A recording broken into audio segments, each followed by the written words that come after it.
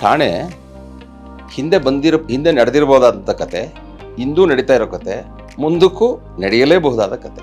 ಹಾಗಾಗಿ ಠಾಣೆ ವಿಭಿನ್ನ ಆಗುತ್ತೆ. ಮತ್ತು ಮೇಕಿಂಗ್ ಇರ್ಬೋದು, ಓವರ್ ಆಲ್ ಒಂದು ನ್ಯಾಚುರಲ್ ಎಕ್ಸ್ಪೀರಿಯನ್ಸ್ ಇದೆ ಸಿನಿಮಾದಲ್ಲಿ. ಇಲ್ಲಿ ಶೂಟ್ ಮಾಡಿದೀವಲ್ವಾ, ಇದನ್ನ ಕೋಟಿ ರೂಪಾಯಿ ಕೊಟ್ಟರು ಆ ಥರ ಸೆಟ್ ಹಾಕೋಕ್ಕಾಗಲ್ಲ. ಸಾಯಿಸೋದಕ್ಕೆ ಒಂದು ವೆಪನ್, ರಿಯಲ್ ಒಂದು ವೆಪನ್ ಇದೆ, ಆಮೇಲೆ ಸಿನಿಮಾಗೋಸ್ಕರ ಮಾಡಿದ್ದು ಇನ್ನೊಂದು ವೆಪನ್ ಇದೆ. ಜೋಶಲ್ ಫುಲ್ ರಿಯಲ್ ವೆಪನ್ನೇ ತೊಗೊಂಬಂದ್ಬಿಟ್ಟಿದ್ರು. ನನ್ನ ಕ್ಯಾರೆಕ್ಟರ್ ಸ್ಪೆಷಾಲಿಟಿ ಏನಂದರೆ ಪ್ರತಿಯೊಂದು ಡೈಲಾಗಲ್ಲೂ ಒಂದು ರಾಜ್ಕುಮಾರ್ ಫಿಲಮ್ ಹೆಸರು ಹೇಳ್ತಾ ಇರ್ತೀನಿ. First day first show cinema ಚೆನ್ನಾಗಿದ್ದು, ಎಲ್ಲ ಏರಿಯಾದಲ್ಲೂ ಸಿನಿಮಾ ಡಿಸ್ಟ್ರಿಬ್ಯೂಷನ್ ಆಗಿದ್ದು, ಸಿನಿಮಾಯಿಂದ ಹೊರಗಡೆ ಬರೋ ಆಡಿಯನ್ಸು ಸಿನಿಮಾ ಚೆನ್ನಾಗಿದೆ ಅಂದರೆ 100% ಗೆಲ್ಲುತ್ತೆ ಅಂತ. ಎಷ್ಟು ಸುಲಭ ಅಲ್ಲ ಹೇಳೋಕ್ಕೆ, ಬಟ್ ಮಾಡೋಕ್ಕೆ ತುಂಬ ಕಷ್ಟ. ಹಾಯ್ ಹಲೋ ಎಲ್ರಿಗೂ ನಮಸ್ಕಾರ. ವಿಶ್ವವಾಣಿ ಸ್ಪೆಷಲ್ಗೆ ನಿಮ್ಮೆಲ್ಲರಿಗೂ ಸ್ವಾಗತ. ನಾನು ವೈದೇಹಿ ಪಾಟೀಲ್. ಕ್ರೈಮ್ ಮತ್ತು ಥ್ರಿಲ್ಲರ್ ಕಥಾವಸ್ತುವನ್ನು ಒಳಗೊಂಡಂತಹ ಒಂದು ಚಿತ್ರ ಠಾಣೆ ಕೇರ್ ಆಫ್ ಶ್ರೀರಾಮ್ಪುರ. ಇದು ಸಿಕ್ಕಾಪಟ್ಟೆ ಎಕ್ಸ್ಪೆಕ್ಟೇಷನ್ಸ್ನ ಇಟ್ಕೊಂಡಿದೆ. ಈ ಒಂದು ಚಿತ್ರ ಹೊಸಬ್ರು ಮಾಡ್ತಾ ಇರುವಂತಹ ಒಂದು ಚಿತ್ರ. ಈ ಚಿತ್ರದಲ್ಲಿ ಪಾತ್ರವನ್ನು ನಿರ್ವಹಿಸಿದಂತಹ ರೋಹಿತ್ ಸರ್ ಹಾಗೆ ಸತೀಶ್ ಸರ್ ನಮ್ಮ ಜೊತೆಗೆ ಇದ್ದಾರೆ. ಅವರ ಪಾತ್ರದ ಬಗ್ಗೆ ಹಾಗೆ ಈ ಮೂವಿ ಅವ್ರು ಹೇಗೆ ಒಪ್ಕೊಂಡ್ರು, ಮೂವಿಲಿ ಏನೇನೆಲ್ಲ ನಾವು ಎಕ್ಸ್ಪೆಕ್ಟ್ ಮಾಡ್ಬೋದು ಅವರಿಬ್ಬರಿಂದ ಅಂತ ತಿಳ್ಕೊಳ್ಳೋಣ. ಮೊದಲೇದಾಗಿ ಅವ್ರನ್ನ ಕಾರ್ಯಕ್ರಮಕ್ಕೆ ಸ್ವಾಗತಿಸೋಣ. ಸರ್, ನಿಮ್ಮಿಬ್ಬರಿಗೂ ನಮ್ಮ ಕಾರ್ಯಕ್ರಮಕ್ಕೆ ಸ್ವಾಗತ. ಸರ್, ನಿಮ್ಮ ಪಾತ್ರದ ಬಗ್ಗೆ ನಮಗೆ ಫಸ್ಟಿಗೆ ಹೇಳ್ಬೋದಾ? ಎಮ್ ಎಲ್ ಎ ಅಂದರೆ ಸ್ವಲ್ಪ ದಾರಿ ತಪ್ಪಿದೆ ಎಮ್ ಎಲ್ ಎ ಅಂತ ಕರೀಬೋದು. ಅಂದರೆ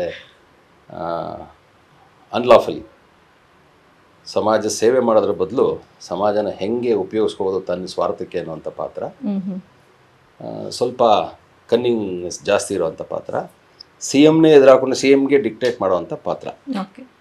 ಇದು ನನ್ನ ಪಾತ್ರದ ಒಂದು ಸಣ್ಣ ಚಿತ್ರಣ. ಹೀರೋ ನನಗೆ ಮಚ್ಚ ಈ ಫಿಲಮಲ್ಲಿ, ಅಂದರೆ ನನ್ನ ಬಾಮೈದ. ಅಂದ್ರೆ ಹೀರೋಯಿನ್ ಅಕ್ಕನ ಗಂಡ. ಹೀರೋ ಅಕ್ಕನ ಗಂಡ ಇಲ್ಲ, ಹೀರೋಯಿನ್ ಅಕ್ಕನ ಗಂಡ. ಹೀರೋಯಿನ್ ಅಕ್ಕನ ಗಂಡ ಆದರೆ ಬಾವ ಆಗಲ್ಲ, ಷಡ್ಕ. ಏನೋ ಮಚ್ಚಾಯಿ. ಸಿಂಪಲ್ ಆಗಿ ಮಚ್ಚ. ನನಗೂ ಗೊತ್ತಿಲ್ಲ, ಅವನ ಗ್ಯಾರಂಟಿ ಅವ್ರ ಕಡೆ, ಹೆಣ್ಣಿನ ಕಡೆ. ಓಕೆ ಸರ್, ಸೊ ಹೇಗೆ ನಡ್ಕೊಂಡು ಹೋಗುತ್ತೆ ನಿಮ್ಮ? ನಂದು ಇವಾಗ ಹೀರೋ ಕ್ಯಾರೆಕ್ಟರ್ ಎಸ್ಟಾಬ್ಲಿಷ್ ಮಾಡಕ್ಕೆ ಪೂರ್ವಾಶ್ರಮದಲ್ಲಿ ಒಂದು ಕ್ಯಾರೆಕ್ಟರ್ ಬರುತ್ತೆ. ಇಡ್ಲಿ, ನಮ್ಮ ಹೋಟ್ಲೆ ಅಲ್ಲಿ ಇಡ್ಲಿ ಸಪ್ಲೈ ಮಾಡ್ಕೊಂಡು ಇರ್ತಾನೆ ಅವನು. ಸೊ ಆಮೇಲೆ ಅವ್ರ ಅಪರ ಆಶ್ರಮದಲ್ಲಿ ಸರ್ ಅವ್ರ ಕ್ಯಾರೆಕ್ಟರ್ ಎಸ್ಟಾಬ್ಲಿಷ್ ಮಾಡೋಕ್ಕೆ ಸರ್ ಕ್ಯಾರೆಕ್ಟರ್ ಬರುತ್ತೆ. ಸೊ ಹಾಗೆ ಇಡ್ಲಿ ಮಾರ್ಕೊಂಡಿದ್ದಂಥ ಒಬ್ಬ ಹುಡುಗ ಹೇಗೆ ಅಂದರೆ ಟರ್ನ್ ಆಗುತ್ತೆ. ಎಷ್ಟು ಹೇಳ್ಬೋದ ಏನೋ ಗೊತ್ತಿಲ್ಲ. ಹೇಳಿ ಸರ್, ನಿಮಗೆ ಎಷ್ಟು ಹೇಳ್ಬೇಕನ್ಸುತ್ತೆ? ಫುಲ್ ಕತೆ ಹೇಳ್ಬಿಟ್ರೆ ಆಮೇಲೆ ಜನ ಇವಾಗ ಹೆಂಗಿದ್ರು ಜನ ನೋಡಕ್ ಬರೋದು. ಇದು ಕತೆನೇ ಗೊತ್ತಾದ್ಮೇಲೆ ಇನ್ನು ಯಾಕೆ ಬರ್ತಾರೆ ಅಂತ. ಓಕೆ, ಸೊ ಸರ್, ಇವಾಗ ನಿಮ್ಮ ಒಂದು ಕೆರಿಯರ್ ಬೇಸ್ ಮೇಲೆ ನೋಡ್ತಾ ಹೋದ್ರೆ ಎಷ್ಟೊಂದು ವಿವಿಧ ಪಾತ್ರಗಳನ್ನ ನೀವು ಮಾಡಿರುವಂಥದ್ದು. ಸೊ ಈ ಪಾತ್ರ ನಿಮಗೆ ಆ ಪಾತ್ರಗಳಿಗಿಂತ ಹೆಂಗೆ ವಿಭಿನ್ನ ಅನ್ಸುತ್ತೆ? ನೀವು ಏನೋ ಒಂದು ರೀಸನ್ ಇಂದ ಈ ಪಾತ್ರಕ್ಕೆ ನೀವು ಒಪ್ಕೊಂಡ್ರಿ ಅಂತ? ರೀಸನ್ ಏನಿಲ್ಲ, ಸಿನಿಮಾದ ನಿರ್ದೇಶಕ ಭಗತ್ ರಾಜ್ ನನಗೆ ಪರಿಚಯ ಇತ್ತು. ಹಿಂದೆ ಒಂದು ಸಿನಿಮಾಗೆ ಕೋ ಡೈರೆಕ್ಟರ್ ಆಗಿದ್ರು. ಸೊ ಅವ್ರ ಕೆಲಸದ ಶೈಲಿ ಇಷ್ಟ ಆಯಿತು. ಪ್ರೊಡಕ್ಷನ್ ಮ್ಯಾನೇಜರ್ ರವಿ ಕೂಡ ನನ್ನ ಜೊತೆ ಮುಂಚೆ ಕೆಲಸ ಮಾಡಿದರು. ಸೊ ರವಿ ಫೋನ್ ಮಾಡಿ ಈ ಥರ ಒಂದು ಕ್ಯಾರೆಕ್ಟರ್ ಇದೆ, ತುಂಬ ಇಂಪಾರ್ಟೆಂಟ್ ಕ್ಯಾರೆಕ್ಟ್ರು, ಮಾಡಿ ಅಂದರು. ನಮಗೆ ಸಿನಿಮಾ ಮಾಡಬೇಕು ಅನ್ನೋದು ಇತ್ತಲ್ಲ. ಸೊ ಆಯಿತು ಅಂತ ಹೇಳಿ ಒಪ್ಕೊಂಡು ಸಿನಿಮಾ ಸೈನ್ ಮಾಡಿ ಸಿನಿಮಾ ಕೆಲಸ ಶುರು ಮಾಡಿ. ಓಕೆ, ಸೊ ಹೊಸಬ್ರು ತಂಡ ಸರ್, ನಾನು ಅವಾಗಲೇ ಹೇಳಿದೆ ಹೊಸಬ್ರು ಎಲ್ಲ ಸೇರ್ಕೊಂಡು ಒಂದು ಮೂವಿನ hero, debut director, debut hero, ಅವರು ಡೈರೆಕ್ಟ್ ಮಾಡಿದ್ದಾರೆ. ಸೆಕೆಂಡ್ ಮೂವಿ ಅವ್ರದ್ದು, ಸೆಕೆಂಡ್ ಮೂವಿ ಅಂತ ಹೊಸಬ್ರು ಒಂದಕ್ಕಷ್ಟೇ ಹೊಸಬ್ರು. ಆಮೇಲೆ ಎಲ್ಲ ಹಳಬ್ರು ಒಂದ್ ಕಾಲದಲ್ಲಿ ಹೊಸಬ್ರೆ, ಎಲ್ಲ ಹೊಸಬ್ರು ಆಮೇಲೆ ಹಳಬರಾಗೆ ಆಗ್ತಾರೆ. ತೀರಾ ಹೊಸಬ್ರು ಅನ್ನೋ ಟ್ಯಾಗ್ ಏನ್ ಬೇಡ ನಮ್ಗೆ. ಸರ್ ನಿಮ್ದು ಆಬ್ವಿಯಸ್ಲಿ ನಿಮ್ದು team is very Young. So ಹೇಗೆ ಸರ್, ನಿಮ್ಗೆ ಹೆಂಗೆ ಅಪ್ರೋಚ್ ಆಯ್ತು? ನೀವು ಹೆಂಗೆ, ಯಾವ ರೀಸನ್ ಇಂದ ನೀವು ಒಪ್ಕೊಂಡ್ರಿ ಈ ಸಿನಿಮಾನ ಅಂತಂದು? ಪ್ರವೀಣು ನಮ್ಮ ಥಿಯೇಟರ್ ಗ್ರೂಪ್ ಹುಡುಗ, ನಮ್ಮದು ಪ್ರಕಾಶಮ್ ಅಂತ ಒಂದು ಟೀಮ್ ಇದೆ. 2001ರಿಂದ ನಾಟಕಗಳು ಮಾಡ್ಕೊಂಡು ಬರ್ತಾ ಇದ್ದೀವಿ. ನಾವು ಒಂದು 2010ರಂಗೆ ಒಂದು ನಾಟಕ ಮಾಡಿದ್ವಿ, ಮಾರ್ಗೋಸಾ ಮಹಲ್ ಅಂತ. ಅದರಲ್ಲಿ 3 ಜನ ಹೀರೋ ಇರ್ತಾರೆ.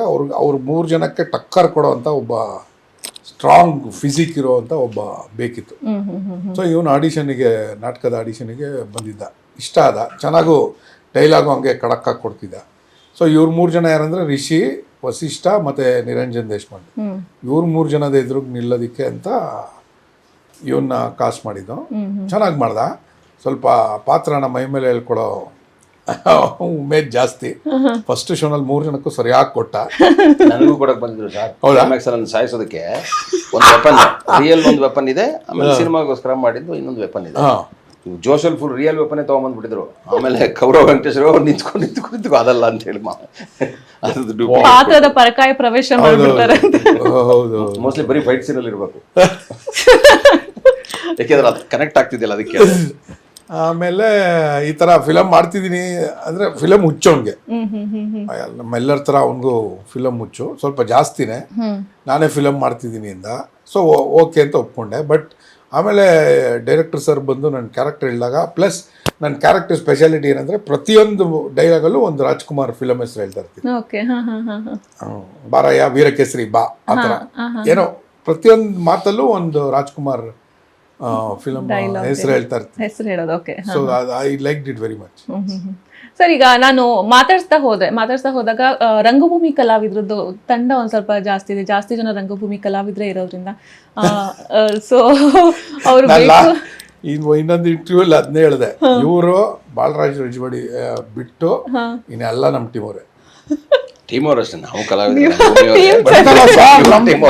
ಸರ್, ಇದ್ರಲ್ಲೂ ಟೀಮ್ ಅಂದ್ರೆ ಸೆಪರೇಟ್ ಇರುತ್ತೆ ಸರ್, ರಂಗಭೂಮಿಗಳ ಅಂದ್ರೆ ಆತರ ಸೆಪರೇಟ್ ನೋಡ್ತಾರೆ? ಹಂಗೇನಿಲ್ಲ ಮೇಡಮ್, ಈಗ ಥಿಯೇಟರ್ ಅವರು ಅಂದ್ರೆ ಸ್ವಲ್ಪ ಕೇವಲವಾಗಿ ನೋಡ್ತಾರೆ. ನಿಜ ಸಾರ್, ನಮ್ಮ ಹುಡುಗರದ ಅನುಭವಗಳು ಹೇಳ್ತೀನಿ, ಕರೆದು ಸರಿಯಾಗಿ ಟ್ರೀಟ್ ಮಾಡಿದಿರೋದೆಲ್ಲ ಇದೆ. ಯಾಕಂದ್ರೆ ಸ್ವಲ್ಪ ಅದೇನೋ ಐ ಡೋಂಟ್ ನೋ, ಈಗ ನನ್ಗೆ ಇದು ಯಾವಾಗ ಶುರುವಾಯ್ತೋ ಗೊತ್ತಿಲ್ಲ, ಬಟ್ ಯಾವಾಗ ಪವನ್ ಅವ್ರ ಲೂಸಿಯಾ ಕ್ಲಿಕ್ ಆಯ್ತೋ ಆಗ ಥಿಯೇಟ್ರ್ ಅನ್ನೋದನ್ನ ಪ್ರಿಫರ್ ಮಾಡೋಕ್ಕೆ ಶುರು ಮಾಡಿದ್ರು ಹೊಸ ನಿರ್ದೇಶಕರೆಲ್ಲ.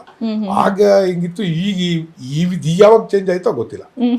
ನೀಮಿ ಅಂಡ್ ಥಿಯೇಟ್ರ್ ಅವರು ಬನ್ರಿ 3,000 ರೂಪಾಯಿಗೆ ಮಾಡ್ತಾರೆ ಕರೀರಿ, ಇದಿದೆ, ಅದನ್ನ ಹೇಳಿದ್ ನಾನು. ಓಕೆ ಸರ್, ಇವಾಗ ಒಂದು ಕ್ರೈಮು ಥ್ರಿಲ್ಲರ್ ಮೂವಿ ಅಂದ ತಕ್ಷಣ ಇವತ್ತಿನ ದಿನಗಳಲ್ಲಿ ಆ ಥರದ ಮೂವಿ ಬರೋದು ತುಂಬಾ ಸಂಖ್ಯೆಗಳು ಜಾಸ್ತಿ ಆಗಿರೋದ್ರಿಂದ, ಸೊ ಇದು ಕೂಡ ಅದೇ ಒಂದು ಸ್ಟೋರಿ ಲೈನ್ನ ಇಟ್ಕೊಂಡು ಬರ್ತಾ ಇರೋದ್ರಿಂದ ಬೇರೆ ಮೂವಿಗಳಿಗೆ ಹೋಲಿಸಿದ್ರೆ ಈ ಮೂವಿ ಠಾಣೆ ಮೂವಿ ಎಷ್ಟು ಡಿಫ್ರೆಂಟ್ ಇರ್ಬೋದು? ಬಿಕಾಸ್ ನಾನು ಡೈರೆಕ್ಟರ್ ಹತ್ರ ಮಾತಾಡುವಾಗ ಇಲ್ಲೆಲ್ಲಿ ರಕ್ತ ಹರಿಸೋದು, ರಕ್ತಪಾತ ಆಗೋದು ಆ ಥರದ್ದಿಲ್ಲ ಅಂತ ಹೇಳ್ತಾ ಇದ್ರು. ಸೊ ಹೇಗೆ ಡಿಫ್ರೆಂಟ್ ಇದೆ ಸರ್ ಬೇರೆ ಮೂವಿ ಕ್ರೈಮ್ ಮೂವಿಗಳಿಗೆ ಹೋಲಿಸಿದ್ರೆ ಈ ಮೂವಿ ಅಂತ? ಈ ಮೂವಿ ನ್ಯಾಚುರಲ್ ಆಗಿದೆ, ಅಂದರೆ ಅನಾವಶ್ಯಕವಾಗಿ ಎಲ್ಲ ಕಡೆ ಕ್ರೈಮ್ನ ವಿಜೃಂಭಿಸುವಂಥ ಸಿನಿಮಾ ಅಲ್ಲ. ಎಲ್ಲಿ ಸಮಾಜ ಇದೆಯೋ ಸಮಾಜದೊಳಗಡೆ ಗೊತ್ತೇ ಇಲ್ಲದೆ ಇದ್ದಂಗೆ ಒಂದು ಕ್ರೈಮ್ ಇದ್ದೇ ಇರುತ್ತೆ ಎಲ್ಲ ಕಡೆ, ಎಲ್ಲ ಕಾಲಕ್ಕೂ. ಅದೇ ಥರ ನಾನು ಆಗಲೇ ಹೇಳ್ತಿದ್ದೆ, ಠಾಣೆ ಹಿಂದೆ ನಡೆದಿರ್ಬೋದಾದಂಥ ಕತೆ, ಇಂದೂ ನಡೀತಾ ಇರೋ ಕತೆ, ಮುಂದಕ್ಕೂ ನಡೆಯಲೇಬಹುದಾದ ಕತೆ. ಹಾಗಾಗಿ ಠಾಣೆ ವಿಭಿನ್ನ ಆಗುತ್ತೆ. ಮತ್ತು ಮೇಕಿಂಗ್ ಇರ್ಬೋದು, ಓವರ್ ಆಲ್ ಒಂದು ನ್ಯಾಚುರಲ್ ಎಕ್ಸ್ಪೀರಿಯನ್ಸ್ ಇದೆ ಸಿನಿಮಾದಲ್ಲಿ. ಅದಕ್ಕೋಸ್ಕರ ಆಡಿಯನ್ಸ್ ಸಿನಿಮಾಗೆ ಬರಬೇಕು. ಸರ್, ಈಗ ಆಡಿಯನ್ಸ್ ಸಿನಿಮಾ ಬರ್ಬೇಕಂತ ಹೇಳಿದೆ, ಅದಕ್ಕೆ ಅದನ್ನ ಡೈರೆಕ್ಟ್ ಅಲ್ಲಿಗೆ ಹೋಗ್ತೀನಿ. ಇವಾಗ ಎಷ್ಟು ಜನ ಕಲಾವಿದರು ಮೂವಿನ ಮಾಡ್ತಾರೆ, ಆಮೇಲೆ ಕಷ್ಟಪಟ್ಟು ಆ ಮೂವಿ ಒಂದು ರೆಡಿ ಮಾಡ್ತಾರೆ, ಒಂದು ಫುಲ್ ಪ್ಯಾಕೇಜ್ ಆಗಿ ರೆಡಿ ಮಾಡಿ ಆಡಿಯನ್ಸ್ ಮುಂದೆ ತಗೊಂಡು ಬರೋದಕ್ಕೆ ಕಷ್ಟಪಡ್ತಾರೆ. ಇದೆಲ್ಲ ಆದ ತಕ್ಷಣ ಒಂದು ಕಡೆ ಆಡಿಯನ್ಸು ಸಿನಿಮಾ ಥಿಯೇಟರಿಗೆ ಬಂದು ಸಿನಿಮಾ ನೋಡೋದಿಲ್ಲ ಅನ್ನುವಂತಹ ಒಂದು ಆರೋಪ ಇದೆ. ಸೊ ನೀವು ಅದನ್ನ ಹೆಂಗೆ ಡಿಫೈನ್ ಮಾಡ್ತೀರಾ? ಏನು ಚೇಂಜಸ್ ಆಗಬೇಕು ಇವತ್ತಿನ ದಿನಗಳಲ್ಲಿ ಒಂದು ಮೂವಿ ಬಿಡುಗಡೆ ಆಗ್ತಾ ಇದೆ ಅಂತಂದ್ರೆ ಆಡಿಯನ್ಸ್ ವತಿಯಿಂದ? ಅಲ್ಲ, ಇದು ಆರೋಪ ಅಂದ್ರೆ, ಬಟ್ ಯಾರ ಮೇಲೆ ಮಾಡಬೇಕು ಅಂತ ಹೇಳಿಲ್ಲ ನೀವು. ಯಾರ ಮೇಲೆ ಮಾಡಬೇಕು ಆರೋಪನ? ಆಬ್ವಿಯಸ್ಲಿ ಆಡಿಯನ್ಸ್ ಮೇಲೆ. ಕನ್ನಡ ಚಿತ್ರಗಳನ್ನ ನೋಡಲ್ಲ ಅಂತ ಹೇಳ್ತಾರೆ. ಕನ್ನಡ ಚಿತ್ರಗಳು ನೋಡ್ತೀರಾ? ನಾವು ನೋಡ್ತೀವಿ. 200 ಫಿಲಮ್ ರಿಲೀಸ್ ಆಯ್ತು, 200+ ಫಿಲಮ್ ರಿಲೀಸ್ ಆಯ್ತು ಹೋದ ವರ್ಷ. ಎಷ್ಟು ನೋಡಿದ್ರಿ? ಹಂಗ್ ನೋಡ್ಕೊಂಡು ಅದೇ ಪ್ರಾಬ್ಲಮ್. ಫಸ್ಟ್ ಪ್ರಾಬ್ಲಮ್ ಕ್ವಾಲಿಟಿ ಇಲ್ಲ, ಕ್ವಾಂಟಿಟಿ ಇದೆ. ಸೊ ಕ್ವಾಲಿಟಿ ಇಲ್ಲದೆ ಇರೋದಕ್ಕೆ ಬರ್ತಾ ಇಲ್ಲ. ಆರೋಪನ ಸಿನಿಮಾ ಮಾಡೋರ್ ಮೇಲೆ ಮಾಡ್ಬೇಕಾ, ಸಿನಿಮಾ ನೋಡೋರ್ ಮೇಲೆ ನೋಡ್ಬೇಕಾ ಅನ್ನೋದೇ ದೊಡ್ಡ ಪ್ರಶ್ನೆ. ಆ ಪ್ರಶ್ನೆಗೆ ಉತ್ತರ ಸಿಕ್ಕಿದ್ರೆ ನಿಮ್ ಪ್ರಶ್ನೆಗೆ ಉತ್ತರ ಕೊಡೋದು ಕರೆಕ್ಟಾ ಸರ್? ಹೌದು. ನೀವು ಒಂದ್ ಕಡೆ ಪಾನಿಪುರಿ ತಿನ್ನಕ್ ಹೋಗ್ತೀರಾ, ತುಂಬಾ ಚೆನ್ನಾಗಿ ಮಾಡ್ತಾ ಇರ್ತಾನೆ, ಒಂದ್ ದಿವಸ ಕೆಡಿಸ್ತಾನೆ, ಬಿಡಲ್ಲ ನೀವು ಅವನ್ನ, ಮತ್ತೆ ಹೋಗ್ತೀರಾ, ಇನ್ನೊಂದ್ಸಲ ಹೋಗ್ತೀರಾ, 3 ಸಲ ಹೋದಾಗ್ಲೂ ಕೆಡ್ಸಿದ್ರೆ ಹೋಗ್ತೀರಾ ನೀವು ಅವನ ಹತ್ರ, ಬೇರೆ ಪಾನಿಪುರಿ ಅಂಗಡಿ ನೋಡ್ಕೊಂತೀರ ತಾನೆ. ಹಂಗೆ ಆಗಿದೆ ನಮ್ಮ ಕೇಸ್ ಇವಾಗ. ತೀರಾ ಕೆಟ್ಟ ಫಿಲಮ್ಗಳು ಬಂದು ಈ ದೊಡ್ಡ ಫಿಲಮ್ ಮಾಡೋರು ಯಾರು ಫಿಲಮ್ಗಳು ಮಾಡಿದೆ, ಈಗ ನಮ್ಮ ದೊಡ್ಡ ಸ್ಟಾರ್ಸ್ ಯಾರು ಒಂದು 10 ಜನ ಇದಾರಲ್ಲ, ವರ್ಷಕ್ಕೆ ಒಂದೊಂದು ಫಿಲಮ್ ಮಾಡಿ, ಶಿವಣ್ಣ ಅವರು ಬಿಟ್ಟು ಅವ್ರ ಎಕ್ಸೆಪ್ಷನ್, ಅವ್ರು ಮಾಡ್ತಾನೆ ಇರ್ತಾರೆ. ವರ್ಷಕ್ಕೆ ಒಂದೊಂದು ಫಿಲಮ್ ಮಾಡಿದ್ರೆ ಆ ಕಲ್ಚರ್ ಮತ್ತೆ ಬರುತ್ತೆ ಅಂತ ನಾನು ಎಲ್ಲ ಕಡೆ ಹೇಳೋದು ಇದೆ. ಸರ್, ಹಾಗಾದ್ರೆ ಮೂವಿ ಮೇಕಿಂಗ್ ಅಲ್ಲಿ ಏನಾದ್ರು ಪ್ರಾಬ್ಲಮ್ ಆಗ್ತಾ ಇದೆಯಾ ಸರ್? ನಿಮ್ಮ ಅನಿಸಿಕೆ ಏನು ಸರ್ ಇದ್ರ ಬಗ್ಗೆ? ಈಗ ಸರ್ ಹೇಳಿದಾಗೆ ಸಿನಿಮಾದ ಸಂಖ್ಯೆಗಳು ಜಾಸ್ತಿ ಆದಾಗ, ಕ್ವಾಂಟಿಟಿ ಜಾಸ್ತಿ ಆದಾಗ ಎಲ್ಲ ಒಂದು ಕಡೆ ಕ್ವಾಲಿಟಿನೂ ಕಡಿಮೆ ಆಗಿರಬಹುದು ಒಂದು. ಆಮೇಲೆ ಪ್ರೇಕ್ಷಕರಿಗೆ ಏನಾಗ್ತಿದೆ, ಈಗ ಸಿನಿಮಾ ಅಂದರೆ ಒಂದು ಕತೆನ ಹೆಂಗೆ ತೆರೆ ಮೇಲೆ ತೋರಿಸೋದು ಸಿನಿಮಾ ಅಲ್ವಾ? ಈಗ ಏನಾಗ್ಬಿಟ್ಟಿದೆ, ಕತೆ ನಿರೂಪಣೆ, ಕತೆನ ಹೆಂಗೆ ತೋರಿಸಿದ್ದಾರೆ, ಪಾತ್ರಧಾರಿಗಳು ಹೆಂಗೆ ಅಭಿನಯ ಮಾಡಿದ್ದಾರೆ ಅನ್ನೋದಕ್ಕಿಂತ ಎಷ್ಟು ಮ್ಯಾಗ್ನಿಫೈ ಮಾಡಿದ್ದಾರೆ ಅನ್ನೋ ಕಡೆಗೆ ಪ್ರೇಕ್ಷಕನ ಒಲವು ಜಾಸ್ತಿ ಆಗಿದೆ. ಅದಕ್ಕೆ ಕಾರಣ ಪ್ರೇಕ್ಷಕ ಅಲ್ಲ, ಮತ್ತೆ ಅದಕ್ಕೆ ಕಾರಣ ಎಲ್ಲ ನಾವೇ ಅಂತ ಹೇಳ್ಬೇಕು. ಎಲ್ಲ ಸೇರ್ಕೊಂಡು, ನಾವು ಮೀಡಿಯಾ ಎಲ್ಲ ಸೇರ್ಕೊಂಡು. ಸರ್, ಒಂದ್ ಕೈಲಿ ಚಪ್ಪಾಳೆ ಹೊಡೋಕ್ಕಲ್ಲ, ಅವರು ಬರಬೇಕು ಸೋಂಬೇರ್ತನ. ಅಫ್ಕೋರ್ಸ್ ಅವರು ಬರ್ಬೇಕಿಲ್ಲ ಅಂತ ನಾನು ಹೇಳಲ್ಲ, ಬಟ್ ಏನಾಗಿದೆ ಇಲ್ಲ, ಸಿನಿಮಾ ನಾನೇ example. ಎಕ್ಸ್ಪೆಕ್ಟೇಷನ್ ಜಾಸ್ತಿ ಆಗಿದೆ ಸರ್. ಒಂದು ಸಿನಿಮಾಗೆ ಹೋಗ್ಬೇಕು ಅಂದ್ರೆ ಪ್ರೇಕ್ಷಕರಿಗೆ ಎಕ್ಸ್ಪೆಕ್ಟೇಷನ್ ಜಾಸ್ತಿ ಆಗಿದೆ. ಜಾಸ್ತಿ ಮಾಡಿದ್ ನಾವು ಅಂತೀನಿ ನಾವು ಅಂದ್ರೆ ನಾವು ಮಾತ್ರ ಅಲ್ಲ, ಎಲ್ಲ ಸೇರ್ಕೊಂಡು ಮೀಡಿಯಾ, ಸಿನಿಮಾ ಮೇಕರ್ಸ್ ಎಲ್ಲ ಸೇರ್ಕೊಂಡು. ಈಗ ಸಿನಿಮಾ ಬಜೆಟ್ ಅನೌನ್ಸ್ ಮಾಡೋ ಅವಶ್ಯಕತೆ ಇದೆ ಫಸ್ಟ್ಗೆನೆ. ಸಿನಿಮಾ ಮುಹೂರ್ತ ದಿವಸ ಇದು 400 ಕೋಟಿಯ ಸಿನಿಮಾ ಅಂತ ಹಾಕ್ತಾರೆ. ಯಾಕೆ ಹಾಕ್ತಾರೆ? ಪ್ರೇಕ್ಷಕರಿಗೊಂದು ಎಕ್ಸ್ಪೆಕ್ಟೇಷನ್ ಜಾಸ್ತಿ ಆಗಲಿ. ಸೊ ಕತೆ ಆಮೇಲೆ ಪಕ್ಕಕ್ಕೆ ಗ್ಲೋರಿಫಿಕೇಶನ್ ಜಾಸ್ತಿ ಆಗ್ತಾ ಇದೆ. ಸೊ ಏನಾಗಿದೆ, ಲಾರ್ಜರ್ ದನ್ ಲೈಫ್ ಸಿನಿಮಾ ನೋಡಬೇಕು ಅನ್ನೋದೇ ಪ್ರೇಕ್ಷಕರಿಗೆ ಜಾಸ್ತಿ ಆಗಿದೆ. ಹಾಗಂತ ಒಳ್ಳೆ ಕತೆ ಬಂದರೆ ಸಿನಿಮಾ ನೋಡಲ್ಲ ಅಂತನೂ ಇಲ್ಲ. ಕ್ವಾಲಿಟಿ ಬಗ್ಗೆ ಬಂದರೆ ರಾಮರೇ ಅಂತ ಒಂದು ಫಿಲಮ್ ಬಂತು. ಅದು ತೀರಾ 5D ಶೂಟ್ ಮಾಡಿರೋ ಫಿಲಮ್. ಎಷ್ಟು ಕಷ್ಟಪಟ್ಟಿದ್ದಾರೆ ಸತ್ಯ, ಅದಕ್ಕೆ ಎಷ್ಟು ರಕ್ತ ಬೆವರು ಸುರಿಸಿದ್ದಾರೆ ಅವ್ರಿಗೆ ಗೊತ್ತು, ಅವ್ರ ಟೀಮ್ಗೆ ಗೊತ್ತು. ಅದು ಉತ್ತರ ಕರ್ನಾಟಕದಲ್ಲಿ ಶೂಟ್ ಮಾಡಿರೋದು. ಹಾರಿಬಲ್ ಸಿಚುವೇಶನ್ಸಲ್ಲಿ ಶೂಟ್ ಮಾಡಿರೋದು. ಇಫ್ ಯು ಕಂಪೇರ್, ಅದ್ರ ಕ್ವಾಲಿಟಿ ಚೆನ್ನಾಗಿಲ್ಲ ಅಂತ ನಾನು ಹೇಳ್ತಿಲ್ಲ. ಈಗ ಬರ್ತಿರೋ ಟೆಕ್ನಾಲಜಿ, ಈಗ ಆಗ್ತಿರೋ ಖರ್ಚುಗಳು, ಅದಕ್ಕೆ ಕಂಪೇರ್ ಮಾಡಿದ್ರೆ ಇದು ಏನಿಲ್ಲ, ಅದ್ರ ಮುಂದೆ ಕಂಪ್ಯಾರಿಸನ್ಗೆ ಇಲ್ಲ. ಸೊ ನಾನು ಈ ಹೊಸ ಡೈರೆಕ್ಟರ್ಗಳು ಸಾಕಷ್ಟು ಜನ ಬರ್ತಾರೆ, ಅವ್ರಿಗೆಲ್ಲ ಹೇಳೋದು ಒಂದೇ ಮಾತು, ಖರ್ಚು ಕಮ್ಮಿ ಮಾಡಿ. ನೀವು ಏನೇನು ಉಳಿಸ್ತೀರೋ ಅದೆಲ್ಲ ನಿಮ್ಮ ಪ್ರಾಫಿಟೇ. ನೀವು ಫಸ್ಟ್ ಫಿಲಮೇ 2 ಕೋಟಿಗೆ ಹಾಕ್ಬಿಟ್ಟು ಮಾಡಿದ್ರೆ 2 ಕೋಟಿ ತೆಗೋದಕ್ಕೆ ಆಗಲ್ಲ. 35-40 ಒಳ್ಳೆ ಫಿಲಮ್ ಮಾಡ್ಬೋದು ಮಾಡಿ. ಉದಾಹರಣೆಗೆ ನಾನು ಈ ರಾಮರೇ ಕೊಡೋದು, ನಮ್ಮ ಸರ್ಕಾರಿ ಹಿರಿಯ ಪ್ರಾಥಮಿಕ ಇವೆಲ್ಲ ಭಾಳ ಕಡಿಮೆ ದುಡ್ಡಲ್ಲಿ ಮಾಡಿರೋಂಥ ಫಿಲಮ್ಗಳು. ಆಮೇಲೆ ಬನ್ನಿ, ಆಮೇಲೆ ಜಾಸ್ತಿ ಮಾಡ್ಕೊಳ್ಳಿ. ಬಟ್ ನೀವು ಕ್ವಾಲಿಟಿ ಕತೆ ನಿಮ್ಮ ಕಂಟೆಂಟ್ನಲ್ಲಿದ್ದರೆ ನಿಮ್ಮ ಪ್ರೆಸೆಂಟೇಷನ್ ಸ್ವಲ್ಪ ಹೆಚ್ಚು ಕಮ್ಮಿ ಆದರೆ ನಡೆದೋಗುತ್ತೆ. ಅಷ್ಟು ಕೋಟಿ ಖರ್ಚು ಮಾಡಿ ಅಂತೆಂಥ ಕ್ಯಾಮ್ರಾ ಯೂಸ್ ಮಾಡಿರೋದ್ರಲ್ಲೂ ಔಟ್ ಆಫ್ ಫೋಕಸ್ ಶಾರ್ಟ್ಸ್ ಇರುತ್ತೆ. ಸೊ ಕ್ವಾಲಿಟಿ ಅಂತ ನೋಡೋಕೆ ಹೋದಾಗ ಕತೆ ಕಂಟೆಂಟಲ್ಲಿ ಕ್ವಾಲಿಟಿ ಬೇಕು ಅಂತ ಐ ಬಿಲೀವ್ ದಟ್. ಸ್ವಲ್ಪ ಕಂಟೆಂಟಲ್ಲಿ ಕ್ವಾಲಿಟಿ ಇದ್ರೆ. ಬಟ್ ನೋಡಿ, ಅಂದ ತಕ್ಷಣ ಇನ್ನೊಂದು ಚರ್ಚೆ. ಈಗ ನನ್ನ ಫ್ರೆಂಡ್ ಒಬ್ಬ ಬಾಲಿವುಡಲ್ಲಿ ಒಂದು ಸಿನಿಮಾ ಮಾಡ್ತಿದ್ದಾನೆ. ಪಾತ್ರಧಾರಿಗಳೇ ಇಲ್ಲ ಸಿನಿಮಾದಲ್ಲಿ. Entire cinema is AI generated cinema. So ಜನ ನೋಡ್ಬೇಕಾ ಬೇಡವಾ? ನೋಡ್ತಾರೆ ಸರ್. It's only content. ಏನು ಹೇಳ್ಬೇಕು ಇದಕ್ಕೆ? ಹೆಂಗಿರತ್ತೆ ಅನ್ನೋದಕ್ಕಾರ ಕ್ಯೂರಿಯಾಸಿಟಿಗೆ ಹೋಗಿ ನೋಡ್ತಾರೆ. ನಮ್ದೆಲ್ಲ ಕೆಲಸ ಹೋಗುತ್ತೆ ಸರ್. ಅದೇ ಮುಂದೆ ಏನಾಗುತ್ತೆ, ನಮಗೂ ಹಂಗೆ ಆಗಿದೆ ಸರ್. ಆಂಕರ್ಸ್ಗೂ AI ಬರ್ತಾ ಇದೆ, ಚಾನ್ಸಸ್ ಜಾಸ್ತಿ. ಅಡ್ವೊಕೇಟ್ಸ್ ಬರ್ತಿದೆಯಂತೆ ಮುಂದೆ. ಸೊ ಈಗ ಆಗುತ್ತಂತೆ ಒಂದು ಸಿನಿಮಾ ಅಂದ ತಕ್ಷಣ ಒಂದು ಕ್ರೈಮ್ ಅಂತಾನೆ ತಗೊಳ್ಳಿ. ಇವಾಗ ಠಾಣೆ ಕ್ರೈಮ್ ಮತ್ತೆ ಥ್ರಿಲ್ಲರ್ ಬೇಸ್ ಮೇಲೆ ಹೋಗ್ತಾ ಇರೋದ್ರಿಂದ ಅದೇ ಇದ್ರಲ್ಲೇ ನಾನು ಕೇಳ್ತಾ ಇದ್ದೀನಿ. ಒಂದು ಹೀರೋ ಅಂದ ತಕ್ಷಣ ಹೀರೋಗೆ ಜಾಸ್ತಿ ಹೈಪ್ ಕೊಟ್ಬಿಡ್ತಾರೆ. ಜಾಸ್ತಿ ಹೈಪ್ ಕೊಟ್ಟು ಅವ್ರನ್ನ ಇಂಟ್ರೊಡ್ಯೂಸ್ ಮಾಡ್ತಾರೆ. ಸೊ ಈ ಕಡೆ ವಿಲ್ಲನ್ ಅಂತ ಮಾಡಿರುವಂತಹ ಕ್ಯಾರೆಕ್ಟರ್ಗೆ ಇತ್ತೀಚಿನ ದಿನಗಳಲ್ಲಿ ನಾ ಹೇಳ್ತಾ ಇರೋದು ಎಲ್ಲೋ ಒಂದ್ ಕಡೆ ಕಡಿಮೆ ಹೈಪ್ ಆಗುತ್ತಾ? ಸೊ ಇದ್ರಲ್ಲಿ ಏನಾದ್ರು ತಾರತಮ್ಯ ಆಗ್ತಾ ಇದೆಯಾ? ಹಂಗೇನಿಲ್ಲ, ಹೊರಗಡೆ ಕರ್ಕೊಂಡ್ಬಂದ್ರೆ ಹೀರೋಗಿಂತ ವಿಲನ್ಗೆ ಜಾಸ್ತಿ ಹೈಪ್ ಕೊಟ್ಬಿಡ್ತಾರೆ. ಇದು ಅಮೀರ್ ಖಾನ್ ಅವರು ಒಂದು ಇಂಟರ್ವ್ಯೂಲಿ ಹೇಳ್ತಾರೆ. ಐ ಥಿಂಕ್ ದಂಗಲ್ ಇಂಟರ್ವ್ಯೂ ಇರ್ಬೇಕು, ಭಾಳ ಇಷ್ಟ ಆಗಿದ್ದು ಲೈನು. ನೀವು ಇಷ್ಟೊಂದು ರೆಮ್ಯುನರೇಷನ್ ತೊಗೊಂಡಿರೋ ಒಂದು ಫಿಲಮ್ಗೆ ಇವಳಿಗೆ ಇಷ್ಟು ಕಡಿಮೆ ಕೊಡ್ತಾ ಇದ್ದೀರಾ, ಇಬ್ರಿಗೂ ಎಲ್ಲ ಈಕ್ವಾಲಿಟಿಯಲ್ಲಿ ಮಾತಾಡ್ಬೇಕಲ್ವಾ ಅಂದಾಗ ಅವ್ರು ಒಂದು ಮಾತು ಹೇಳ್ತಾರೆ. ಈಗ ನನ್ನ ಮುಖ ಇಟ್ಕೊಂಡು ಫಿಲಮ್ ಮಾಡಿದ್ರೆ ನಿಮ್ಗೆ ಇಷ್ಟು ಗ್ಯಾರಂಟಿ ಅಂತ ಇರುತ್ತೆ, ಇವರು ಮುಖ ಇಟ್ಕೊಂಡು ಫಿಲಮ್ ಮಾಡಿದ್ರೆ ಒಂದಿಷ್ಟು ಗ್ಯಾರಂಟಿ ಅಂತ ಇರುತ್ತೆ. ನಾನು 100 ರೂಪಾಯಿ ನಿಮ್ಗೆ ಗ್ಯಾರಂಟಿ ಕೊಡ್ತೀನಿ, ಇವರು 10 ರೂಪಾಯಿ ಗ್ಯಾರಂಟಿ ಕೊಡ್ತಾರೆ. ಸೊ ಇವ್ರ ಮೇಲೆ ಹಬ್ಬ ಅಂದ್ರೆ 20 ರೂಪಾಯಿ ಹಾಕ್ತಾರೆ, ನನ್ನ ಮೇಲೆ 200-300 ಹಾಕೋಕ್ಕೂ ರೆಡಿ ಇರ್ತಾರೆ. So it is set brand, face value ಅಲ್ಲ. ಇವಾಗ ಒಂದು ಕ್ಯಾರೆಕ್ಟರ್ಗೆ, ಒಂದು ಆ್ಯಕ್ಟರ್ಗೆ ಒಂದು ಬ್ರ್ಯಾಂಡ್ ಅಂತ ಇರುತ್ತೆ. ಅಲ್ಲ, ಬ್ರ್ಯಾಂಡ್ ಕ್ರಿಯೇಟ್ ಆಗಿದ್ದಲ್ಲ, ಕ್ರಿಯೇಟ್ ಆಗೋದಕ್ಕಿಂತ ಮುಂಚಿಂದ ಹೇಳಿ. ಅಲ್ಲ, ಮುಂಚಿಂದ ಅವನಿಗೂ ದುಡ್ಡು ಕೊಟ್ಟಿಲ್ಲ ಅಲ್ಲ ಸರ್, ಅದು ಕ್ರಿಯೇಟ್ ಆಗಕ್ಕೆ ಅವನದು ಕಷ್ಟ ಇರುತ್ತಲ್ವಾ. ಸೊ ಹಾಗೆ ಇವಾಗ 100 ರೂಪಾಯಿ ಇದ್ದಿದ್ದು ಲ್ಯಾಂಡು ಇವಾಗ 1 ಕೋಟಿ ರೂಪಾಯಿ ಆಗಿದೆಯಲ್ಲ, ಹಂಗೆ. So it is same logic, business logic. ಅವರು ಇನ್ನೊಂದು ಒಳ್ಳೆ ಮಾತಾಡೋದು ಲಾಸ್ಟ್ ಇಂಟರ್ವ್ಯೂಲಿ, ಚಿತ್ರರಂಗ ಇತ್ತು, ಈಗ ಚಿತ್ರೋದ್ಯಮ ಆಗಿದೆ. ಅದು ಉದ್ಯಮ ಆದ್ಮೇಲೆ ಸ್ವಲ್ಪ ಕಷ್ಟ ಆಗಿದೆ. ಚೇಂಜಸ್ ಆಗತ್ತೆ ಸರ್. ಇವಾಗ ಇತ್ತೀಚಿನ ದಿನಗಳಲ್ಲಿ ನೀವು ಹೇಳ್ದಂಗೆ ನಾವು ಅದನ್ನ ಒಪ್ಕೊಳ್ತೀವಿ. ಚಿತ್ರರಂಗ ಹೋಗಿ ಇವಾಗ ಅದು ಉದ್ಯಮದ ಕಡೆ ಜಾಸ್ತಿ ಬರ್ತಾರೆ, ದುಡ್ಡು ಹಾಕ್ತಾರೆ, ದುಡ್ಡು ಹಾಕಿರ್ತಕ್ಕ ಕೆಲಸ ತಗೋತಾರೆ, ಮ್ಯಾಗ್ನಿಫೈ ಮಾಡ್ತಾರೆ, ಗ್ಲೋರಿಫಿಕೇಶನ್ ಮಾಡ್ತಾರೆ, ಜನಕ್ಕೆ ಇಷ್ಟ ಆಗುತ್ತೆ, ದುಡ್ಡು ಮಾಡ್ತಾರೆ. ಉದ್ಯಮಕ್ಕೆ ಬಂದ ನಂತರ ದುಡ್ಡು ಇಲ್ಲ, ನಾನು ಸಣ್ಣದಾಗಿ ಮಾಡ್ತೀನಿ ಅಂದ್ರೆ ರೀಚು ಸಣ್ಣದಾಗಿರುತ್ತೆ, ಒಪ್ಕೊಳ್ಳೇಬೇಕು, ಬೇರೆ ಮಾರ್ಗ ಇಲ್ಲ. ಅವಾಗ ಹುಡ್ಕೋಬೇಕು, OTT ಇಲ್ಲ ಫೈಟ್ ಮಾಡಬೇಕು, ಸತತವಾಗಿರ್ಬೇಕು, ನಿರಂತರವಾಗಿ ಮಾಡ್ತಾನೆ ಇರಬೇಕು. ಗೆಲುವು ಅನ್ನೋದು ಯಾವಾಗ ಯಾರಿಗೆ ಬರುತ್ತೆ ಅಂತ ಗೊತ್ತಿಲ್ಲ. ನಾನೊಬ್ಬ ಕಾರ್ಪೊರೇಟ್ ಟ್ರೈನರ್ ಆಗಿರೋದ್ರಿಂದ ಹೇಳ್ತೀನಿ, ಯಾವಾಗಲೂ ಸಕ್ಸಸ್ ಎಲ್ಲಿ ಸಿಗುತ್ತೆ ಅಂತ ಕರೆಕ್ಟಾಗಿ ಗೊತ್ತಿದ್ರೆ ಪ್ರಪಂಚದಲ್ಲಿ ಯಾರು ಫೇಲ್ಯೂರೇ ಆಗಲ್ಲ. ಆ ಸಕ್ಸಸ್ ಹುಡುಕಾಟ ಇದೆಯಲ್ಲ, ಅದೇ ಕೆಲಸ. ಅದನ್ನ ನಿರಂತರವಾಗಿ ಮಾಡ್ತಿದ್ರೆ ಒಂದಲ್ಲ ಒಂದಿನ ಸಿಕ್ಕೇ ಸಿಗುತ್ತೆ ಅನ್ನೋ ನಂಬಿಕೆ. ಸೊ ಠಾಣೆ ಆ ಸಿನಿಮಾದ್ದು ಇವಾಗ ರಿಲೀಸ್ಗೆ ರೆಡಿ ಆಗಿರುವಂಥ ಸಿನಿಮಾ ಇದು. ಆಬ್ವಿಯಸ್ಲಿ ನೀವು ಹೇಳಿದ್ರಿ ಹೊಸಬ್ರು ಅಂತಂದು ಯೂಸ್ ಮಾಡಬೇಡಿ ಅಂತ, ಬಟ್ ಸ್ಟಿಲ್ ಡೈರೆಕ್ಟರ್ಗೆ ಇದು ಸೆಕೆಂಡ್ ಮೂವಿ ಆಗಿರೋದ್ರಿಂದ ಇದು ಅವ್ರು ಒಂದು ರೀತಿಯಾಗಿ ಹೊಸತನದ ಒಂದು ಪ್ರಯತ್ನ ಅಂತಾನೆ ಹೇಳ್ಬೋದು. ಸೊ ಈಗ ಈ ಥರ ಸಿಚುವೇಶನಲ್ಲಿ ದೊಡ್ಡ ದೊಡ್ಡ ಹೀರೋಗಳು, ದೊಡ್ಡ ದೊಡ್ಡ ಡೈರೆಕ್ಟರ್ಸ್ಗಳು ಮೂವಿನ ಯಾವ ಥರ ಸಪೋರ್ಟ್ ಮಾಡ್ತಾರಲ್ಲ, ಆ ಥರ ಸಪೋರ್ಟ್ ಈ ಥರ ಇವರಿಗೆ ಸಿಗೋದಿಲ್ವಾ ಅಂತ ನನಗೆ ಅನ್ಸುತ್ತೆ. ನೀವೆಲ್ಲ ಮನ್ಸು ಮಾಡಿದ್ರೆ ಸಿಗುತ್ತೆ, ಮೀಡಿಯಾ ಇರೋದಿನ ಏನಕ್ಕೆ, ನಾವು ಅದಕ್ಕೆ ಮನ್ಸು ಮನ್ಸು ಮಾಡಿದ್ರೆ ಆಗುತ್ತೆ. ಈಗ ಸಿನಿಮಾ ಮಾಡಿದವರು ಸಿನಿಮಾ ಜನಕ್ಕೆ ತಲುಪಿಸೋದು ಹೆಂಗೆ? ಮೀಡಿಯಾ ಮೂಲಕ. ಸಿನಿಮಾ ಮೇಕರ್ ಸಿನಿಮಾ ಮಾಡೋದಷ್ಟೇ ಕೆಲಸ, ಮುಂದಿನ ಕೆಲಸಗಳೆಲ್ಲ ಬೇರೆಯವರೆಲ್ಲ ಸೇರ್ಕೊಂಡು ಮಾಡಿದರೆ ಆಗೋದು. ಸೊ ಎಲ್ಲ ಸೇರ್ಕೊಂಡು ಮಾಡಿದರೆ ಹೊಸಬ್ರ ಸಿನಿಮಾನ ದೊಡ್ಡ ಸಿನಿಮಾ ಆಗ್ಬೋದು, ಗೆದ್ದ ಮೇಲೆ ಹಳಬರಾಗ್ಬೋದು, ಅವ್ರು ಗೆದ್ದ ಮೇಲೆ ದೊಡ್ಡ ದೊಡ್ಡ ಆರ್ಟಿಸ್ಟ್ಗಳಾಗ್ಬೋದು, ಏನು ಬೇಕಾದ್ರೂ ಆಗ್ಬೋದು. All possibilities available in cinema industry. So ಇವ್ರು ಮೀಡಿಯಾ ವರ್ಷನ್ ಹೇಳಿದ್ರು ಸರ್. ನೀವು ಹೇಳಿ, ಇವಾಗ ಚಿತ್ರರಂಗದ ಕಡೆಯಿಂದ ಯಾವ ತರ ಸಪೋರ್ಟ್ ಸಿಗಬೇಕು ಇಂಥ ಸಿನಿಮಾಗಳಿಗೆ, ಒಳ್ಳೆ ಕಂಟೆಂಟ್ ಇರುವಂತ ಸಿನಿಮಾಗಳಿಗೆ? ಸಪೋರ್ಟ್ ಯಾವ ಥರ ಅವ್ರು ಇವಾಗ ಒಂದು ಸಾರಿ ಯಾರ ಹೆಸರು ಹೇಳಲ್ಲ, ಒಂದು ದೊಡ್ಡ ಹೀರೋ ಟ್ರೈಲರ್ ಲಾಂಚ್ ಮಾಡಿದ್ರು, ಫಿಲಮ್ ಫ್ಲಾಪ್ ಆಯಿತು. ಒಂದು ದೊಡ್ಡ ಹೀರೋ ಕ್ಲಾಪ್ ಮಾಡಿದ್ರು, ಫಿಲಮ್ ಫ್ಲಾಪ್ ಆಯಿತು. ಸೊ ಇನ್ಯಾವ ಥರ ಸಪೋರ್ಟ್? ಬಿಟ್ಟಿ ಬಂದು ಆ್ಯಕ್ಟ್ ಮಾಡ್ಬೇಕಾ? ಸಾರಿ, ದಟ್ ಈಸ್ ರಾಂಗ್. ಫಿಲಮ್ ಅಲ್ಲ, ಬಿಟ್ಟಿ ಅಂತನೂ ಅಲ್ಲ, ಆಕ್ಟ್ ಮಾಡಬೇಕು ಬಟ್ ಅನ್ನೋದು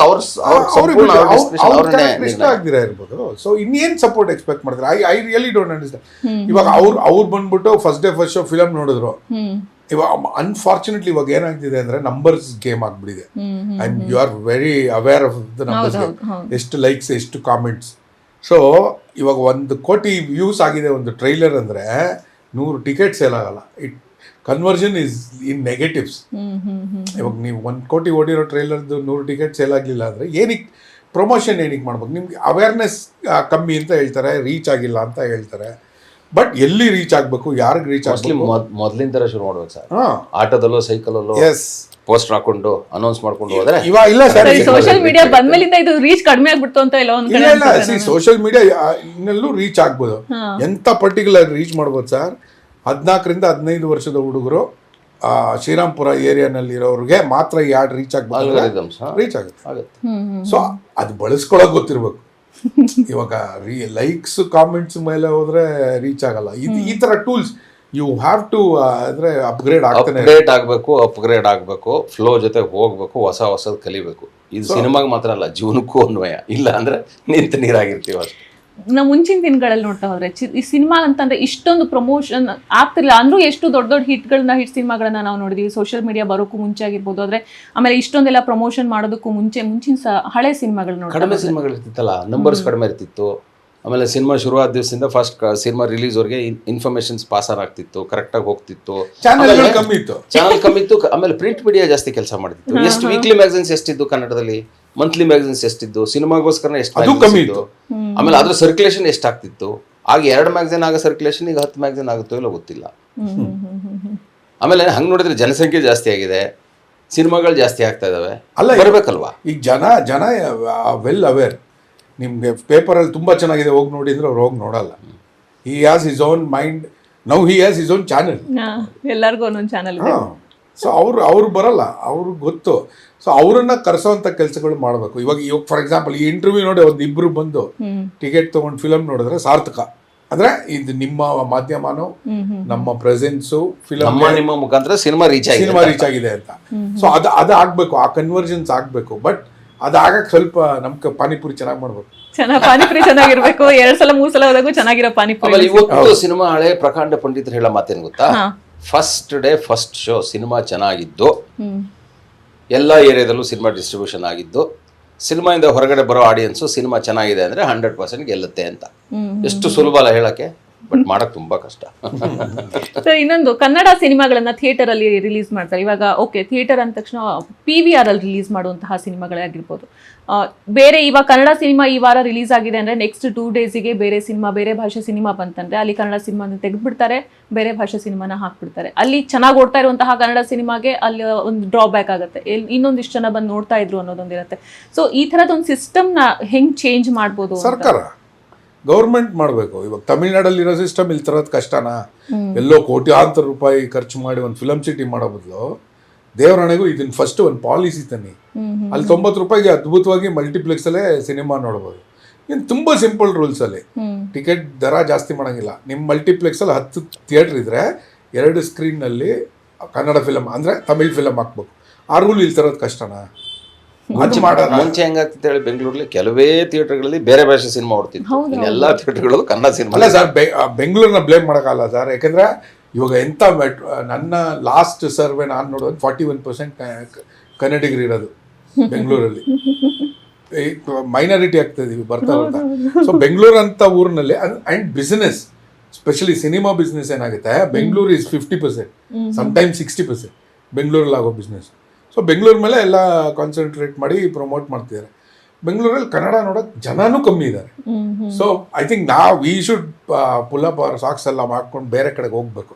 ಕನ್ನಡ ಎಲ್ಲಿದೆಯೋ ಅಲ್ಲೂ ತುಮಕೂರ್ಗೆ ಹೋಗ್ಬೇಕು, ನಾವು ಶಿವಮೊಗ್ಗಗೆ ಹೋಗ್ಬೇಕು. ಅಲ್ಲಿ ಕನ್ನಡದ ಬಗ್ಗೆ ಕನ್ನಡಿಗರು ಇದ್ದಾರೆ, ಪರ್ಸೆಂಟೇಜ್ ಜಾಸ್ತಿ ಇದೆ, ಅಲ್ಲಿ ಹೋಗ್ಬೇಕು. ಈ ಬೆಂಗಳೂರನ್ನ ನೆಚ್ಕೊಂಡು ಸಿನಿಮಾ ಮಾಡೋದು ಸ್ವಲ್ಪ ಕಷ್ಟ. ಆಮೇಲೆ ನೀವು ಎಂಥ ಕ್ವಶನ್ ಕೇಳ್ಬಿಟ್ರಿ ಅಂದರೆ, ಕನ್ನಡ ಚಿತ್ರರಂಗಕ್ಕೆ ಪ್ರೇಕ್ಷಕರು ಯಾಕೆ ಬರ್ತಾ ಇಲ್ಲ, ಈ ಒಂದು ಪ್ರಶ್ನೆ ಇಟ್ಕೊಂಡು ಕಳೆದ 2-3 ವರ್ಷದಿಂದ ಇಡೀ ಕನ್ನಡ ಚಿತ್ರರಂಗ ದೊಡ್ಡವರೆಲ್ಲ ಕೂತ್ಕೊಂಡು ಎಷ್ಟೆಷ್ಟೋ ಚರ್ಚೆಗಳು ಮಾಡಿ ಏನೇನೋ ಮಾಡಿದ್ರು ಕರೆಕ್ಟ್ ಸೊಲ್ಯೂಷನ್ ಸಿಕ್ಕಿಲ್ಲ. ನಮ್ಮಿಬ್ಬರನ್ನ ಕೇಳಿದ್ರೆ ನಾವು ಏನು ಹೇಳಲ್ಲ. ಐ ಟೋಟಲಿ ಬಿಲೀವ್ ಕನ್ನಡ ಇಂಡಸ್ಟ್ರಿಗೆ ಒಂದು ಪಾಲಿಸಿ ಚೇಂಜ್ ಬೇಕು, ಸರ್ಕಾರದ ನೆರವು ಬೇಕು. ಯಾಕಂದರೆ ತಮಿಳ್ ಇಂಡಸ್ಟ್ರಿ ಚಿಕ್ಕದ, ದೊಡ್ಡದೇ ತಾನೆ, ಅವ್ರಿಗೆ ಆ ನೆರವಿಲ್ಲ ಅಂದರೆ ಅವ್ರಿಗೂ ಕಷ್ಟ ಆಗಿರೋದು. ಮಲಯಾಳಮಲ್ಲೂ ಆ ಥರ ಅದ್ಭುತವಾದ ಒಗ್ಗಟ್ಟಿದೆ ಸರ್ ಮಲಯಾಳಂ ಇಂಡಸ್ಟ್ರಿ. ಇದೆ, ಇವಾಗ ಶಿವಣ್ಣ ನಿಂತ್ರೆ ಎಲ್ಲ ಬರ್ತಾರೆ. ಬಟ್ ಒಂದಂತೂ ಗ್ಯಾರಂಟಿ, ಮತ್ತೆ ಕನ್ನಡ ಚಿತ್ರರಂಗ, ನನ್ನ ಚಿತ್ರೋದ್ಯಮ ಅಂತಿಲ್ಲ, ಕನ್ನಡ ಚಿತ್ರರಂಗ ಮತ್ತೆ ಫ್ಲರಿಶ್ ಆಗುತ್ತೆ, ಮತ್ತೆ ವಿಜೃಂಭಿಸುತ್ತೆ, ಮತ್ತೆ ಥಿಯೇಟ್ರಿಗೆ ಜನಗಳು ಬರ್ತಾರೆ. ಇದು ನಮ್ಮ ಆಶಾಭಾವನೆ, ಅದು ನಿಜ ಆಗುತ್ತೆ. ಮ್ಯಾನಿಫೆಸ್ಟೇಷನ್ ಸ್ಟ್ರಾಂಗ್ ಆಗಿದೆ ನಮ್ದು. ನಾವು ಅದೇ ಆಶಿಸ್ತೀವಿ ಸರ್, ನಮಗೂ ಚಿತ್ರರಂಗ ಚೆನ್ನಾಗಿ ಆಗ್ಬೇಕು ಅಂತ ನಮ್ಮದಲ್ವಾ. ಕೊನೆಯದಾಗಿ ಠಾಣೆ ಬಗ್ಗೆ ನಿಮ್ಗೆ ಎಷ್ಟು ಎಕ್ಸ್ಪೆಕ್ಟೇಷನ್ ಇದೆ? ನಿಮ್ಮ ಪ್ರಕಾರ ಯಾಕೆ ನೋಡ್ಬೇಕು ಜನ ಠಾಣೆ? ಮೇಡಮ್, ಎಕ್ಸ್ಪೆಕ್ಟೇಷನ್ ಎಷ್ಟಿದೆ ಅಂತ ಕೇಳಿದಿಲ್ಲ. ನಾನು ಯಾವಾಗಲೂ ಒಂದು ಸಾಲ ಹೇಳ್ತಿರ್ತೀನಿ, expectation minus reality is equal to stress ಅಂತ ನಂದು ಎಕ್ಸ್ಪ್ಲನೇಷನ್. ಎಕ್ಸ್ಪೆಕ್ಟೇಷನ್ ಜಾಸ್ತಿ ಇದ್ದಷ್ಟು ರಿಯಾಲಿಟಿ ಅದಕ್ಕೆ ಮ್ಯಾಚ್ ಆಗಿಲ್ಲ ಅಂದರೆ ಸ್ಟ್ರೆಸ್ ಆಗ್ಬಿಡ್ತೀನಿ ನಾನು. ಅದಕ್ಕೆ ಎಕ್ಸ್ಪೆಕ್ಟೇಷನ್ ಜಾಸ್ತಿ ಇಟ್ಕೊಂಡಿಲ್ಲ, ರಿಯಾಲಿಟಿ ಅದಕ್ಕೆ ಜಾಸ್ತಿ ಆಗಲ್ಲ ಅನ್ನೋ ಆಸೆ ಇದೆ, ಆಗ ಸ್ಟ್ರೆಸ್ ಬದಲಿಗೆ ಸಂತೋಷ ಆಗುತ್ತೆ. ಸೊ ಜಾಸ್ತಿ ಜನ ಬಂದು ಠಾಣೆ ಸಿನಿಮಾನ ನೋಡಲಿ, ನಮ್ಮ ಎಕ್ಸ್ಪೆಕ್ಟೇಷನ್ಗಿಂತ ರಿಯಾಲಿಟಿಲಿ ಜಾಸ್ತಿ ಜನ ಬರಲಿ, ಆಗ ನಾವೆಲ್ಲರೂ ಸಂತೋಷ ಪಡ್ತೀವಿ ಅಲ್ವಾ ಸರ್? ಕರೆಕ್ಟ್ ಸರ್, ನೀವು ಹೇಳಿ ಸರ್. ನಾನು ಇವಾಗ ನಿಮ್ಮನ್ನ ಎಕ್ಸ್ಪೆಕ್ಟೇಷನ್ ಅಂತ ಕೇಳೋದಿಲ್ಲ. ಈ ಫಿಲಮ್ ಡಿಫ್ರೆಂಟ್ ಆಗಿದೆ, ನೀವು ಹೇಳಿದ್ ಕರೆಕ್ಟ್. ಕ್ರೈಮ್ ಥ್ರಿಲ್ಲರೇ, ಬಟ್ ಪ್ರೆಸೆಂಟೇಷನ್ ಕಂಪ್ಲೀಟ್ಲಿ ಡಿಫ್ರೆಂಟ್ ಆಗಿದೆ. ಇಲ್ಲಿ ಶೂಟ್ ಮಾಡಿದೀವಲ್ವಾ, ಇದನ್ನ ₹1 ಕೋಟಿ ಕೊಟ್ಟರು ಆ ಥರ ಸೆಟ್ ಹಾಕೋಕ್ಕಾಗಲ್ಲ, ಅಂಥ ಕಡೆ ಶೂಟ್ ಮಾಡಿದ್ದೀವಿ. ಒಂದೆಲ್ಲೋ ಗಲ್ಲಿಲಿ ನಡ್ಕೊಂಡು ಹೋಗಿ ಸಡನ್ ಆಗಿ ಒಂದು ಚಿಕ್ಕ ಗಲ್ಲಿ ಒಂದು ದೊಡ್ಡ ಹಾಲ್ಗೆ ಓಪನ್ ಆಗುತ್ತೆ, ಅಲ್ಲೊಂದು 8-9 ಕೇರಮ್ ಬೋರ್ಡ್ಸ್ ಇರುತ್ತೆ, ಎಲ್ಲ ಕುತ್ಕೊಂಡು ಕೇರಮ್ ಮಾಡ್ತಾ ಇರ್ತಾರೆ, ಅಂತ ಕಡೆ ಶೂಟ್ ಮಾಡಿದೀವಿ. ಅಂದ್ರೆ ರಿಯಲಿಸ್ಟಿಕ್, ಬಹಳ ರಿಯಲಿಸ್ಟಿಕ್ ಲೊಕೇಶನ್ಸ್, ಆ ಥರ ವಿಭಿನ್ನ ಅನುಭವ ಕೊಡುತ್ತೆ ಅಂತ ನಾನು ಅನ್ಕೊಂಡಿದ್ದೀನಿ. ನಾನು ನೋಡಿಲ್ಲ ಫಿಲಮ್ಮು, ಥಿಯೇಟ್ರಲ್ಲೇ ನೋಡೋಣ ಅಂತ ನಾನು ನೋಡಿಲ್ಲ. ಇವ್ರು ಇಷ್ಟು ಕಷ್ಟಪಟ್ಟು ಮಾಡಿದ್ದಾರೆ, ಸೊ ಏನೋ ಒಂದು ಇದೆ ಅದರಲ್ಲಿ ಅಂತ ನನ್ನ ಅನಿಸಿಕೆ. ಆಮೇಲೆ ನ್ಯಾಚುರಲ್ ರಿಯಲಿಸ್ಟಿಕ್ ಯಾಕೆ ಹೇಳ್ತೀವಿ ಅಂದ್ರೆ, ಈಗ ಕ್ರೈಮ್ ಅಂದಾಗ ಫುಲ್ ಅದನ್ನ ಗ್ಲೋರಿಫೈ ಮಾಡಲೇಬೇಕು ಅಂತ ಏನಾದರೂ ಇದೆಯಾ? ಅದೇ ನಮ್ಮ ಡೈರೆಕ್ಟ್ ಹೇಳಿದ್ರು, ರಕ್ತ ಹರಿಸ್ದೇನು ಕ್ರೈಮ್ ತೋರಿಸ್ಬೋದು, ತೀರಾ ಹಿಂಸೆ ಕೊಡದೇನು ಸಮಸ್ಯೆಗಳನ್ನ ತೋರಿಸ್ಬೋದು. ಸೊ ಆ ಥರ ಅಂದರೆ ನಮ್ಮ ಸುತ್ತಮುತ್ತ ನಡೆದಿರಬಹುದಾದ, ನಡೀತಾ ಇರಬಹುದಾದ, ಮುಂದಕ್ಕೂ ನಡೆಯಬಹುದಾದ ಕಥೆನೇ ಠಾಣೆ. ಅದಕ್ಕೋಸ್ಕರ ಕನ್ನಡಿಗರೆಲ್ಲ ಬಂದು ಚಿತ್ರ ನೋಡಿ ಅಂತ ಕೈ ಮುಗಿದು ಕೇಳ್ಕೊತೀನಿ. ಅದೇನು ಬಾಪೂಜಿ ನಗರದಲ್ಲಿ ಶೂಟ್ ಮಾಡ್ದ, ಹಿಂಗೆ ಶೂಟಿಂಗ್ ಹೊರಗಡೆ ಮನೆ ಮುಂದೆ ಕೂತಿದಾಗ ಯಾರೋ ಒಬ್ರು ಹಿಂಗೆ ಅಲ್ಲೇ ಕೂತ್ಕೊಂಡು ಮಾತಾಡ್ತಾ ಇದ್ರು, ಹಿಂಗೆ ಕತೆ ಬಗ್ಗೆ ಎಲ್ಲ ಕೇಳ್ಕೊಟ್ರು. ಇದೇ ಥರ ಒಬ್ಬ ಇದ್ದ, ಅವ್ನು ಹಿಂಗೆ ಜಗಳ ಮಾಡ್ಕೊಂಡ, ಹೊಟ್ಟೋದ. ಆಮೇಲೆ ಅವ್ರದ್ದು ಯಾರ್ದೋ ಕಾರ್ಪೊರೇಟ್ರದ್ದು ಮರ್ಡರ್ ಆದಮೇಲೆ ವಾಪಸ್ ಬಂದ, ಎಲ್ಲೋ ಹೋಗಿದ್ದೆ 6 ತಿಂಗಳು ಅಂದರೆ ಕೊಲೆ ಮಾಡೋಕ್ಕೆ ಸ್ಕೆಚ್ ಆಗ್ತಿದ್ದೆ ಅಂದ. ಆ ಥರ ಕತೆಗಳು. ಅಂದರೆ ನಾನು ಅಲ್ಲಿ ಗೊತ್ತಲ್ಲ ನಿಮಗೆ, ಒಂದು ಶೂಟಿಂಗ್ನಲ್ಲಿ ಈ ಥರದ್ದು ನಡೀತಾ ಇರ್ತಲ್ಲ ಸುತ್ತಮುತ್ತ, ಆ ಥರ ಇಂಟ್ರೆಸ್ಟಿಂಗ್. ಅಂದರೆ ಯಾರಿಗೆ ಬೇಕಾದ್ರೂ ಆಗಬಹುದಾದಂಥ ಅನುಭವದ ಕತೆ. Okay sir, thank you so much. ಇಷ್ಟೊತ್ತು ನಮ್ಮ ಜೊತೆಗೆ ನೀವು ಇಬ್ರು ಮಾತಾಡಿದ್ರೆ ತುಂಬ ಥ್ಯಾಂಕ್ ಯು. ಹಾಗೆ ನಿಮ್ಮ ಸಿನಿಮಾ ಯಶಸ್ಸು ಕಾಣಲಿ ಅಂತ ನಾವು ಕೂಡ ಆಶೆ. Thank you so much. Thank you. ನೀವು ನೋಡಿ ಫಸ್ಟ್ ಡೇ. ಹೌದು ಸರ್, ನಾನು ಆಬ್ವಿಯಸ್ಲಿ ನೋಡ್ತೀನಿ ಸರ್.